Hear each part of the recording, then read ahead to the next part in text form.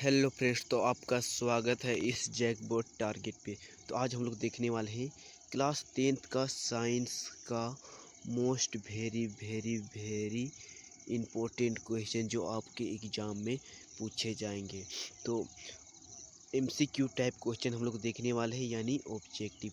तो इस बार यानी 2025 में आप लोगों को 30 ऑब्जेक्टिव क्वेश्चन पूछे जाएंगे। कितने पूछे जाएंगे? 30 ऑब्जेक्टिव क्वेश्चन पूछे जाएंगे। तो आपका 100% क्वेश्चन ऑब्जेक्टिव क्वेश्चन इसी से पूछे जाएंगे। तो इस वीडियो को शुरू से लेकर अंत तक ज़रूर देखिएगा, तो दिया जाएगा। और इस बार 30 ऑब्जेक्टिव क्वेश्चन पूछे जाएंगे 2025 में। तो चलिए बिना बकबक किए पहला क्वेश्चन की ओर चलते हैं। तो देखिए पहला क्वेश्चन है, देखिए वाहनों के अग्रदीपों में किस दर्पण का उपयोग किया जाता है। देखिए वाहनों के अग्रदीपों में किस दर्पण का उपयोग किया जाता है। तो वाहनों के अग्रदीपों में अवतल दर्पण का उपयोग किया जाता है। कौन सा दर्पण? अवतल दर्पण। तो इसका राइट आंसर हो जाएगा ऑप्शन नंबर 3। चलिए नेक्स्ट क्वेश्चन, क्वेश्चन नंबर 2।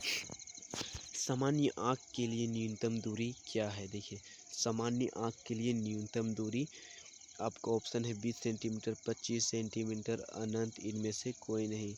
तो न्यूनतम दूरी 25 सेंटीमीटर हो जाए। कितना सेंटीमीटर? 25 सेंटीमीटर। अगर आपको यहीं पे अधिकतम दूरी पूछता तो अनंत होता। कितना होता? अनंत होता। तो चलिए नेक्स्ट क्वेश्चन, क्वेश्चन नंबर 3। देखिए विभवांतर का एसआई मात्रक क्या है। देखिए विभवांतर का एसआई मात्रक क्या है।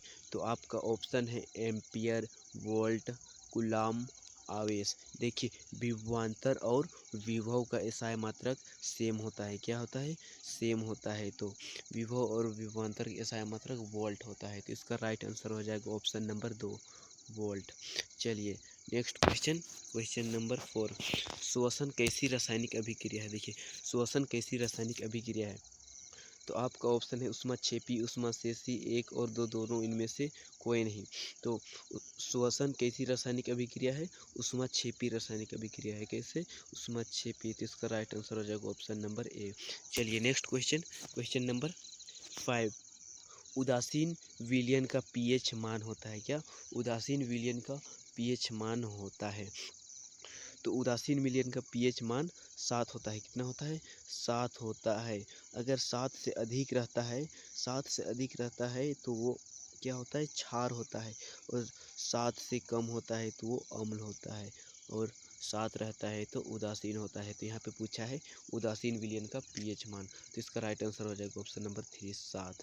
चलिए next question, question number 6। Lead एवं टीन के मिश्र धातु का क्या नाम है। देखिए लेड एवं टीन के मिश्र धातु का क्या नाम है, यानी लेड एवं टीन से मिलकर एक धातु बना है, उसका क्या नाम है। तो उसका नाम है सोल्डर। तो इसका राइट आंसर हो जाएगा ऑप्शन नंबर 3, सोल्डर। चलिए next question, question number 7। Alkyne का सामान्य सूत्र क्या है। देखिए एल्काइन का सामान्य सूत्र क्या है। तो एल्काइन का सामान्य सूत्र CnH2n-2। तो इसका राइट आंसर हो जाएगा option number A, CnH2n-2 right answer हो जाएगा। इसको आप लोग याद कर लीजिएगा। चलिए नेक्स्ट क्वेश्चन। शरीर का प्रमुख समन्वय केंद्र क्या है। देखिए शरीर का प्रमुख समन्वय केंद्र क्या है। तो शरीर का प्रमुख समन्वय केंद्र मस्तिष्क है। क्या है? मस्तिष्क है। तो इसका राइट आंसर हो जाएगा ऑप्शन नंबर 2।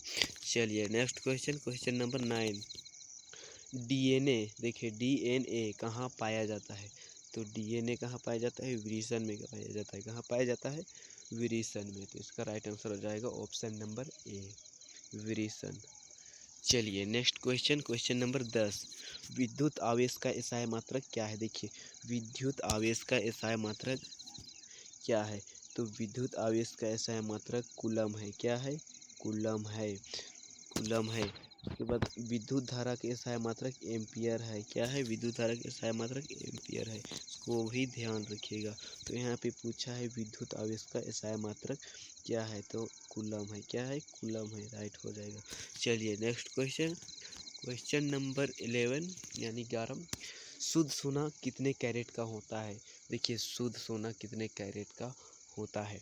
तो शुद्ध सोना 24 कैरेट का होता है। कितने कैरेट का? 24 कैरेट का होता है। तो इसका राइट आंसर हो जाएगा ऑप्शन नंबर 4। याद कर लीजिए, बिल्कुल राइट आंसर हो जाएगा। चलिए नेक्स्ट क्वेश्चन, क्वेश्चन नंबर 12। मानव नेत्र का उस भाग का नाम बताएं जो प्रकाश की मात्रा को नियंत्रित करता है। क्या करता है? प्रकाश की मात्रा को नियंत्रित करता है।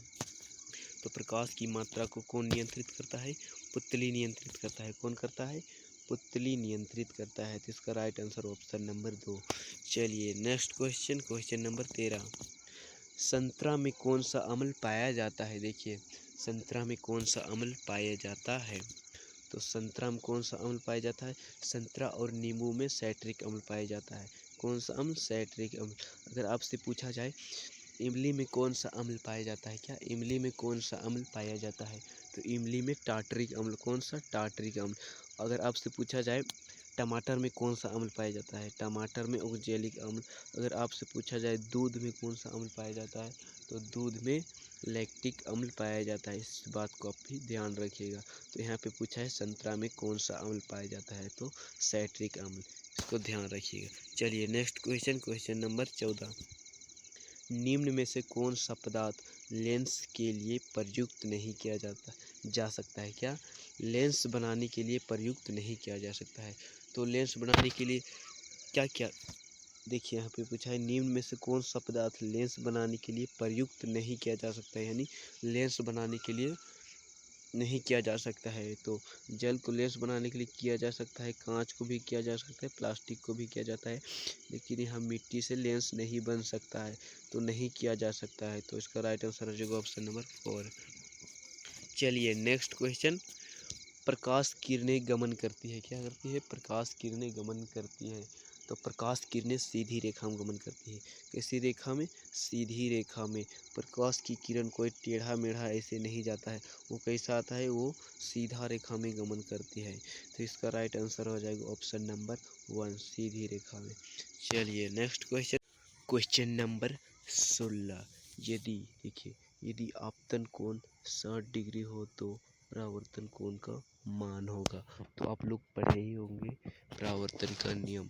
तो देखिए कैसा होता है परावर्तन का नियम। एक समतल दर्पण है जिसपे प्रकाश की किरण, देखिए प्रकाश की किरण आ रहा है और समतल दर्पण से टकरा कर वापस लौट रहा है, इस कुछ इस प्रकार से। तो बीच में क्या बन रहा है? अभिलंब बन रहा है। तो आपतन कोण कितना बोला है? 60 डिग्री। तो आप याद रखिएगा आपतन कोण परावर्तन कोण के बराबर होता है। तो यहाँ पे दिया है आपतन कोण 60 डिग्री, तो परावर्तन कोण भी 60 डिग्री हो जाएगा। तो इसका राइट आंसर हो जाएगा ऑप्शन नंबर 3, 60 डिग्री। चलिए नेक्स्ट क्वेश्चन। देखिए पानी में डूबी हुई अशांत पेंसिल टेढ़ी प्रतीत क्यों होता है? देखिए पानी में अगर आप पेंसिल को डुबाएंगे तो वो कैसा प्रतीत होगा? टेढ़ी प्रतीत होगा। तो किसके कारण होता है? तो अपवर्तन के कारण। किसके कारण होता है? अपवर्तन के कारण। चलिए नेक्स्ट क्वेश्चन, क्वेश्चन नंबर 19। देखिए नेत्र का आगे का भाग उभरा रहता है जिसे कहते हैं, क्या कहते हैं? नेत्र का आगे का भाग उभरा रहता है उसे स्वच्छ मंडल और कॉर्निया भी कहते हैं, यानी एक और 3 हो जाएगा राइट आंसर। चलिए नेक्स्ट क्वेश्चन, क्वेश्चन नंबर 20। मानव नेत्र अभिनेत्र लेंस की फोकस दूरी को समायोजित करके विभिन्न दूरियों पर रखी वस्तुओं को कर सकता है। ऐसी हो पाना कारण है किसके कारण? तो ऐसी हो पाना किसके कारण है? तो समंजन के कारण। किसके कारण? समंजन के कारण। चलिए नेक्स्ट क्वेश्चन, क्वेश्चन नंबर 21। नेत्र गोलक का लंबा हो जाने से कौन सा दृष्टि दोष उत्पन्न होता है?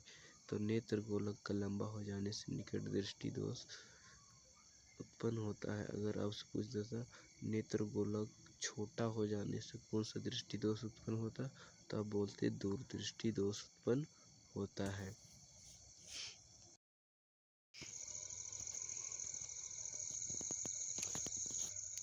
अगला क्वेश्चन है बुझा हुआ चूना का रासायनिक सूत्र क्या है? देखिए, बुझा हुआ चूना का रासायनिक सूत्र क्या है? तो बुझा हुआ चूना का रासायनिक सूत्र CaOH2 होता है। CaCOH। अगर आपसे पूछ दिया जाए कि संगमरमर का रासायनिक सूत्र क्या है, तो संगमरमर का रासायनिक सूत्र CaCO3 इसका राइट आंसर। इसको भी याद रखिएगा। तो यहाँ पे बुझा हुआ चूना का रासायनिक सूत्र CaOH2 हो जाएगा, बिल्कुल राइट आंसर। चलिए next question, question number 23। Hydrogen में प्रजनन किस विधि द्वारा होता है? देखिए, हाइड्रा में प्रजनन किस विधि द्वारा होता है? तो हाइड्रा में किस विधि द्वारा होता है? तो हाइड्रा में मुकुलन द्वारा होता है। किसके द्वारा होता है?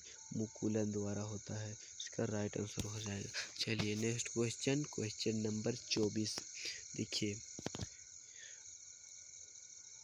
विलियन लाल लिटमस पत्र को नीला कर देता है, तो इसका पीएच मान क्या होगा? देखिए, विलियन लाल लिटमस पत्र को नीला कर देता है। आप लोग पढ़ा ही होगा कि अम्ल होता है वो नीला लिटमस पत्र को लाल कर देता है। क्या कर देता है? अम्ल होता है जो नीला लिटमस पत्र को लाल कर देता है। क्या करता है? लाल कर देता है। और जो क्षार होता है, जो क्षार होता है वो लाल लिटमस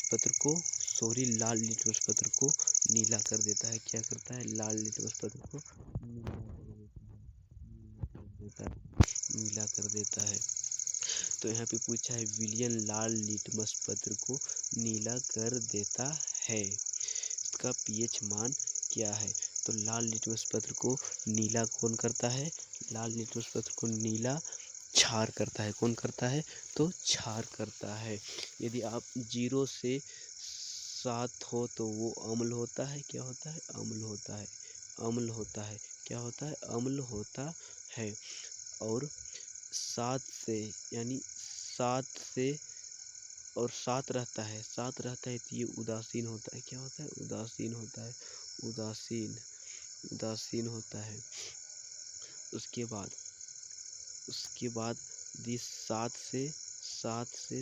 से अधिक रहता है, क्या अधिक रहता है, तो क्या होता है? वो क्षारकीय होता है। क्या होता है? क्षार होता है। तो लाल लिटमस पत्र को नीला कौन करता है? तो क्षार होगा। तो यहाँ पे 7 से अधिक कौन है? 10 है। 10 है, तो इसका राइट आंसर ऑप्शन नंबर 3 10 हो जाएगा। चलिए नेक्स्ट क्वेश्चन, क्वेश्चन नंबर 25। प्रकाश के परावर्तन के कितने नियम हैं? क्या? प्रकाश के परावर्तन के कितने नियम हैं? तो प्रकाश के परावर्तन के 3 नियम हैं। कितने नियम हैं? प्रकाश के परावर्तन के 2 नियम हैं। कितने नियम हैं? 2। Question number 26। देखिए, उदासीन का पीएच मान होता है। क्या उदासीन का पीएच मान होता है? तो मैंने आप लोगों को ऊपर ही बता दिया कि उदासीन का पीएच मान 7 होता है। यदि 7 से अधिक रहता है तो वो क्या होता है? वो क्षार होता है। और 7 से कम रहता है तो वो अम्ल होता है। क्या होता है? अम्ल होता है। तो उदासीन का पीएच मान कितना हो जाएगा? 7 हो जाएगा। क्या हो? 7 हो जाएगा। चलिए नेक्स्ट क्वेश्चन, क्वेश्चन नंबर 17। संगमरमर का रासायनिक सूत्र क्या है? देखिए, संगमरमर का रासायनिक सूत्र क्या है? तो संगमरमर का रासायनिक सूत्र मैंने आप लोगों को पहले ही बता दिया है, ऊपर ही बता दिया है आप लोगों को। तो संगमरमर का रासायनिक सूत्र CaCO3, जिसका राइट आंसर ऑप्शन नंबर 1 हो जाएगा। अगर आपसे पूछा जाए कि सल्फेट का रासायनिक सूत्र क्या है, तो सल्फेट का रासायनिक सूत्र SO4। अगर आपसे पूछा जाए सल्फ्यूरिक अम्ल, क्या सल्फ्यूरिक अम्ल का रासायनिक सूत्र पूछा जाए तो H2SO4 हो जाएगा। इसको भी याद कर लीजिएगा। चलिए नेक्स्ट क्वेश्चन, क्वेश्चन नंबर 28। प्लेनेरियम किस विधि से अलैंगिक जनन होता है? क्या?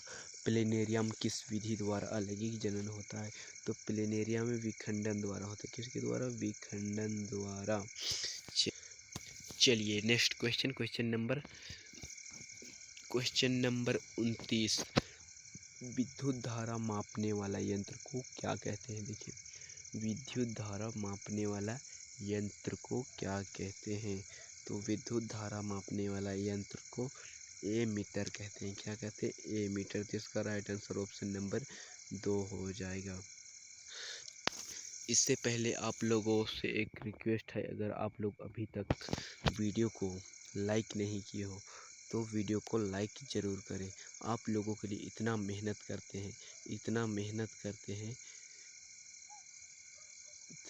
करते हैं, तो एक लाइक तो बनता है यार, एक लाइक तो बनता है। अगर आप चैनल में नहीं हो तो चैनल को सब्सक्राइब ज़रूर करें, क्योंकि मैं बोर्ड एग्ज़ाम का मोस्ट वेरी इम्पोर्टेंट क्वेश्चन सभी सब्जेक्ट का अपलोड करते ही रहता हूँ। तो चलिए नेक्स्ट क्वेश्चन की ओर करते हैं। साधारण नमक का सूत्र क्या है? देखिए, साधारण नमक का सूत्र क्या है? तो साधारण नमक का सूत्र क्या है? तो हम लोग इसे बोलते हैं सोडियम क्लोराइड भी बोलते हैं। क्या बोलते हैं? सोडियम क्लोराइड भी बोलते हैं साधारण नमक को। तो इसका राइट आंसर हो जाएगा ऑप्शन नंबर ए, NaCl। क्या? NaCl। तो ये रहा आपके एग्ज़ाम के लिए मोस्ट वेरी इम्पोर्टेंट क्वेश्चन। क्या? Important question.